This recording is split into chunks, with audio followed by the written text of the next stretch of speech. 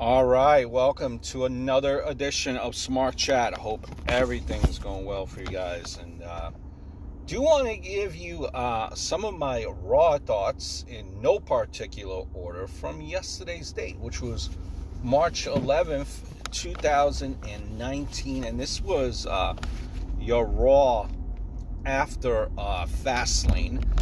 Wondering how you guys enjoyed Fastlane. Did you enjoy it? Did you not? I think it was a all right pay-per-view. A little bit though, the complaint that I have, a little bit too, multi-person, match friendly over there, and thus making my predictions and everyone else's predictions kind of null and void because of the way they changed up that card so quickly. But, and the crowd in Cleveland was hot, definitely in certain spurts. The crowd here in Pittsburgh wasn't as hot, I don't think. Nonetheless, just giving you some of my thoughts from Raw. The first matchup that we've seen, not the first matchup, but the opening segment rather, was The Shield to kind of do a farewell speech, as it was advertised prior to happening, and I think it kind of put a bow, a ribbon on it nicely. The segment did what it needed to do. It was short and sweet. Is this the end of the Shield? Is Dean Ambrose leaving?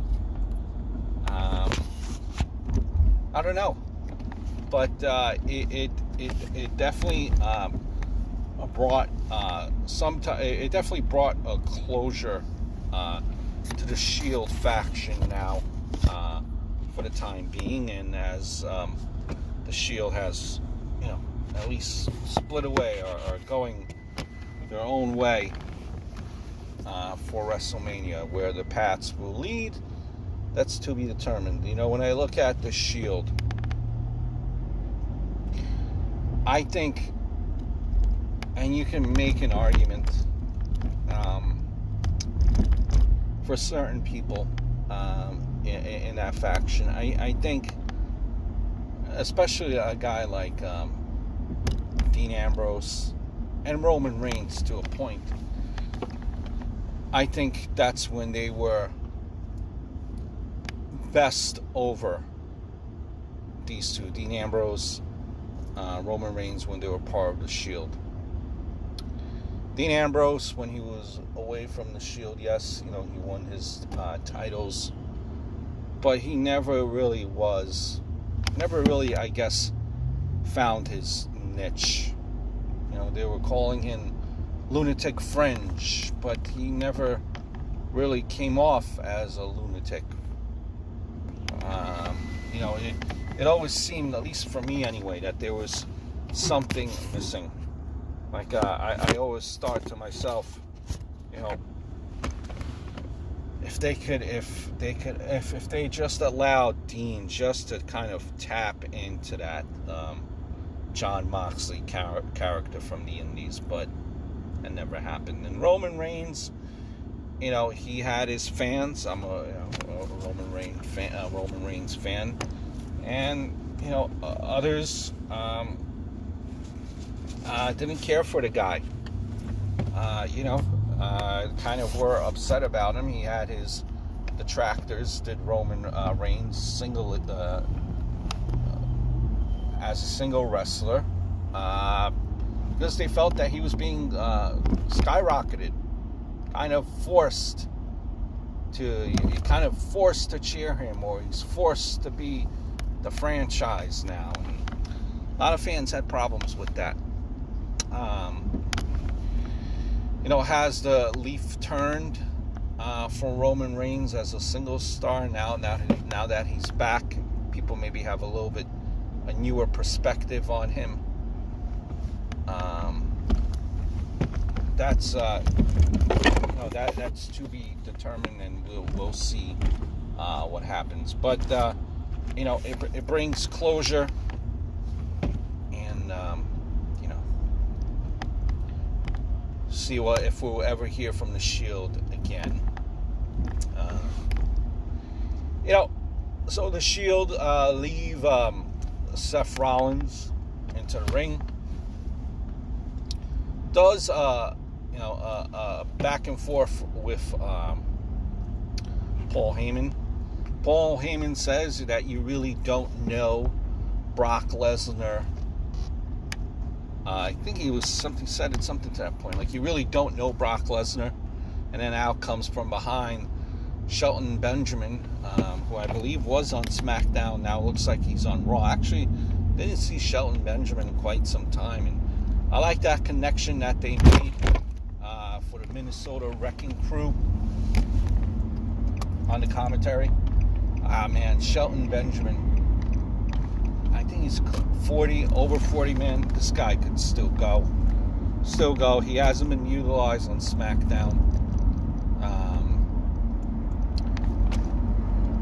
Just missed seeing Shelton Benjamin.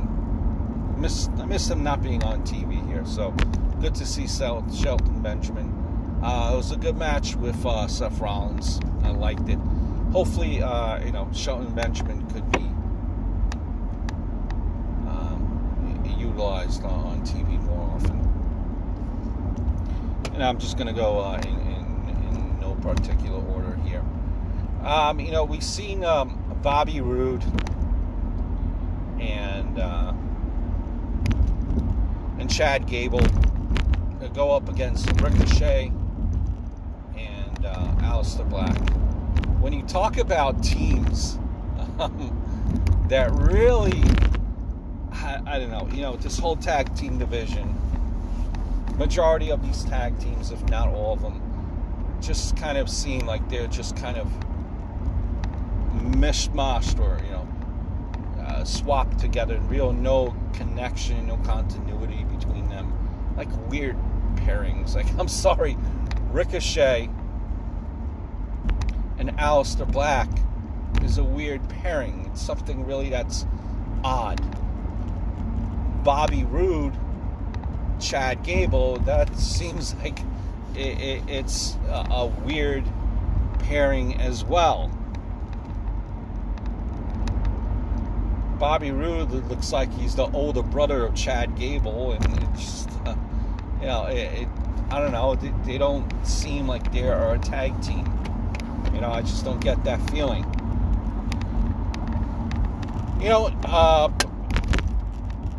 They pick up the win in Ricochet and Aleister Black. And this kind of seems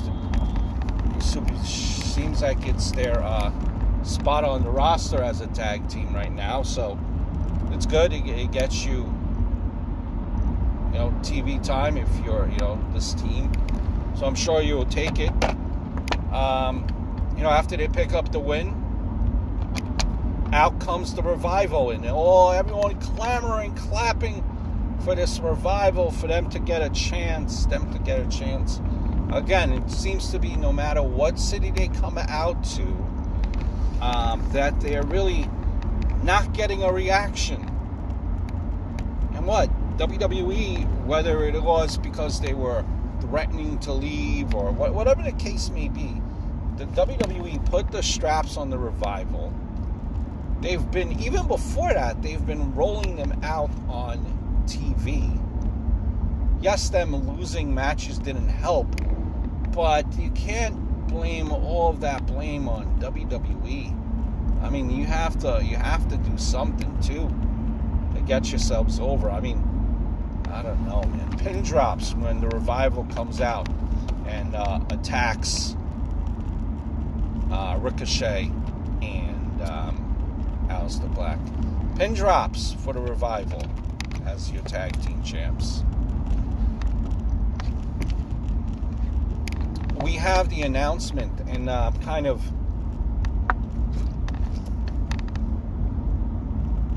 worried about this announcement. Alexa Bliss has been named the host for WrestleMania. We really haven't seen Bliss wrestle since Royal Rumble. And even when she was put in there, she really didn't do much. I know that she's dealing with, from what I've read, concussions, post-concussion, and that's no joke. And I figured that, WWE will want to take it slow and easy with Alexa, but now, and I thought for sure,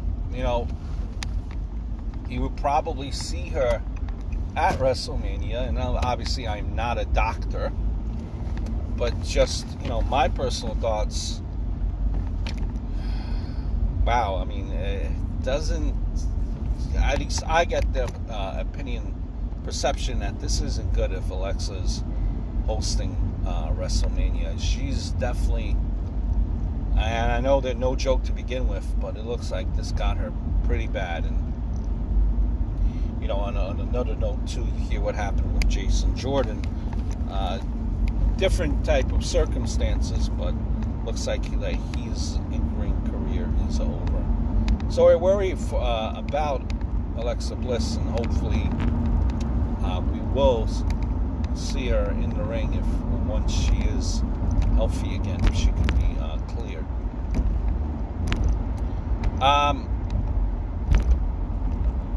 Another thing too, we've seen Ronda Rousey come out there and just the end, done, leaves. Seems like the Pittsburgh, even if you wanted to boo her last night on Raw, you couldn't, because she was just done with that promo very quickly. And it seems that, with Ronda Rousey, it seems that she's really going off the, not going by a script. Not so much last week's, this past Monday night's promo, but other promos, you can tell that she kind of clamors and loses her place. And so I think she really is just going freestyle and really doesn't have a script. Sometimes she gets lost. But anyway, and there was Ronda Rousey. He barely had a chance to boo her because she pretty much ran down that ramp. Huge power walk. Said what she got to say. Was about to leave the ring. And out came Dana Brooke, basically going, attacking, well, I wouldn't say attacking, making her case against, I was saying that she's out there Ronda Rousey, call wrestling fake, disgracing what she's worked for, and everything that the WWE stands for in the universe. Dana Brooke there to defend the WWE universe, saying that she has nothing to lose, that she's not that famous like Ronda Rousey is, and so on and so forth. Basically, Dana Brooke was there to defend the sport that she loves and the WWE, and saying how dare Ronda Rousey call wrestling fake, without actually saying that. And everyone on the internet was kind of knocking Dana Brooke. I think she knocked it out of the park. Honestly, that's just me. I think that was one of her best promos, if not the best promos that she's done. Not that she's been a good promo cutter anyway, but that was phenomenal. You could tell that she really didn't have a script. At least it seemed like it. And she was, speaking what's on her mind. And, everyone was kind of on the internet and on YouTube kind of mocking Dana Brooke for saying what she was saying. And, who's Dana Brooke? Jobber, blah, blah, blah, blah. Listen, I liked it. Where they go with this, and as you would expect, she got her ass handed to her. Where do they go with this for Dana Brooke? Will we see her on TV the following week? I don't know. Is the damage done a little bit? Is it a little bit too late with the damage that they did with Dana Brooke? Maybe Dana Brooke should have been. Maybe they should have invested in Dana Brooke's character from the get-go, and they really didn't. It seems like, do fans really care at this point? I don't know. Time will tell, but I like the promo.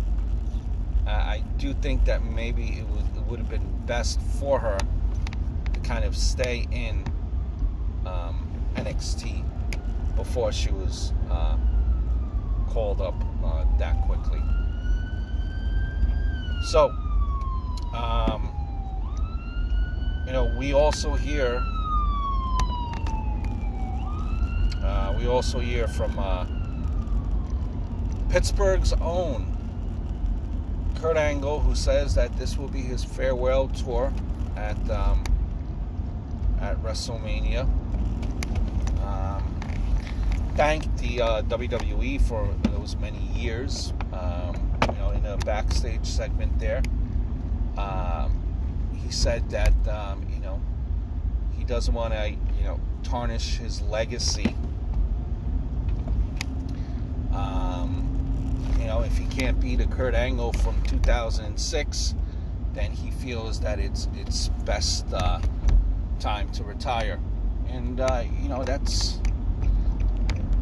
and you see, do I think Kurt Angle will truly be retired? Would this be his farewell match? Do I expect him on the Indies? I don't. I think, since even before being a wrestler, he was training for the Olympics, so that definitely does a wear and tear on your body. So I think you have to factor that in. And remember that he was an Olympic athlete first before he became wrestler. You see a lot of these wrestlers who are 50, 60 years old, way past their prime, still wrestling on the indies, and it's just I don't know, it's just sad, and they can't let it go, and I don't know. But so he announces that it'll be his last match, or his farewell match, the way he's putting it. Who do I see him facing? I think it's only you think of who it could be. I'm sure there are, heaven knows there are guys on this roster that could use a Kurt Angle rub. But I think it's only fitting, kind of where, going back to where it all began. John Cena's first match against Kurt Angle. Kurt Angle's last match against John Cena at WrestleMania. That's who I think it will be. In that backstage segment interview, he kind of mentioned a few names, like Drew McIntyre. He mentioned various names, but these are all matches that we've seen before. Want something different, something fresh, something that we haven't seen in quite some time. I think that will be the proper match for him. Or possibly, can you see the Undertaker maybe coming? The Undertaker going up against Kurt Angle? That's probably a stretch. I don't I don't even know really the contract situation there with Undertaker. Is he now per appearance? I know he's been doing some outside projects. Forget I said Undertaker. I think it's still going to be John Cena versus Kurt Angle. Last thing here. As far as from Raw. Just New York traffic, man, by the way, it's no joke. But the last thing, Dean Ambrose, Drew McIntyre basically destroys Dean Ambrose, and then destroyed Roman Reigns before that. Dean Ambrose coming to the aid of Roman Reigns, saying that he wants to take on Drew McIntyre for what he did to Roman Reigns, and that was a kick that Roman Reigns suffered from Drew McIntyre going into the posts there, kind of wobbly and woozy. I think it's going to lead to WrestleMania. I think we're going to see a matchup between Corbin, who looks like he's a I heard this on podcasts before. It looks like he's going to be Corbin looks, and can Corbin please wear some ring gear? And I agree with this sentiment that I heard before. He looks like he could pass as a guy as a waiter for a Red Lobster or one of these places. I think it's going to be Corbin and McIntyre versus Roman Reigns and Dean Ambrose for WrestleMania. I think that's where it's going. Good match. That Ambrose and McIntyre had. But I mean, listen, McIntyre, I just don't know. It looks like he's getting pushed. Scottish psychopath. What exactly is that? What makes him a psychopath? I don't know. I just don't see it. I don't see the psychopath. I see a nasty guy. I don't see a psychopath. I don't know. He is, to me, he's missing something. He's missing something. Is McIntyre. More often than not, when he's out there on the ring, it's like I don't feel the urge to boo him. It's like being indifferent about him. When you had a guy like, I'll give you an example. When you had a guy like Kevin Owens, just downright, when he was a heel, just downright want to boo him all the time because he was just, Daniel Bryan, you want to boo Daniel Bryan. The current, and you, Daniel Bryan, you want to boo him. What makes me want to boo Drew McIntyre, really? If anything, it's like, just get off my TV screen, like that type of heat, go away heat. I don't know. I just don't see it. But again, I am not WWE creative there. Poor Finn Balor. What are they doing with him? Stop, go, stop, go, stop, go, stop, go. Stop, go. What are they doing with him? Don't know. I don't know where this goes. And you wonder sometimes why these belts, like the Intercontinental belt, the US belt, it's not really regarded. People don't even really talk about them. They're almost just like they're props more than anything. And you gotta, for people to care, you gotta give whoever has these titles some type of a run, some type of credibility. Other than that, it's like,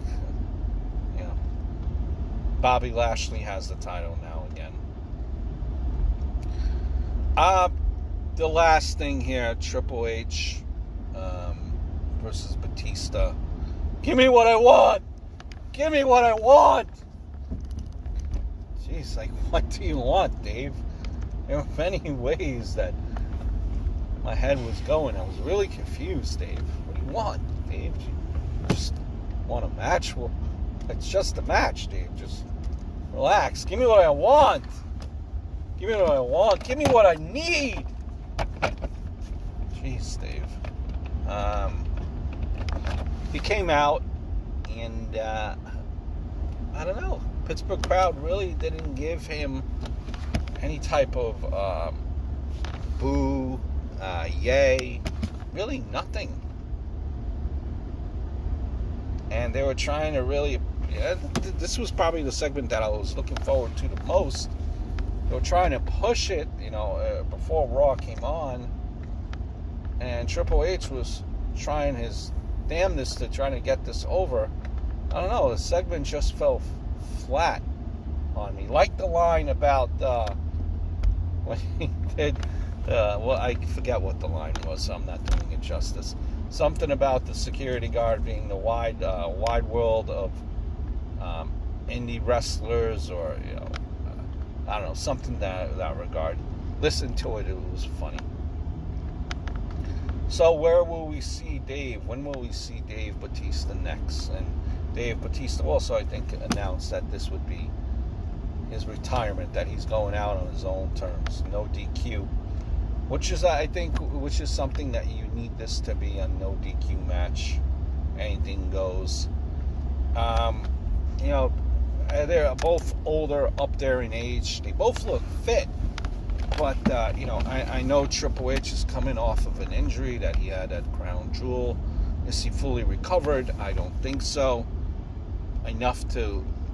Is he enough to have a respectable showing? I think so, but I just don't think you need it to be a no DQ. I just don't think that he could go like he used to. That both of them could go like they used to, and that's understandable, as they're older gentlemen now and not really wrestling full time. I just hope this is a better run for Dave Bautista than it was last time. Last time he was there, he kind of got caught in a whole yes movement there. It's kind of unfortunate for Bautista, but listen, he comes up today.